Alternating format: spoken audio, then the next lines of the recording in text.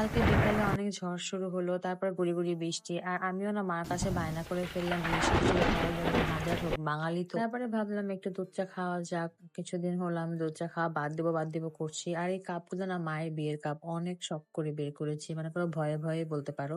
চলো তোমাদের সাথে একটা মনের কথা শেয়ার করা যাক রান্না করতে, করতে। ছোটকালে যখন গ্রামে থাকতাম টিনের চালের উপর বৃষ্টির শব্দ এতটা ভালো লাগতো আমার। আজও না বৃষ্টি হলে সেই কথা খুব মনে পড়ে। চলো আজকের মতো টাটা।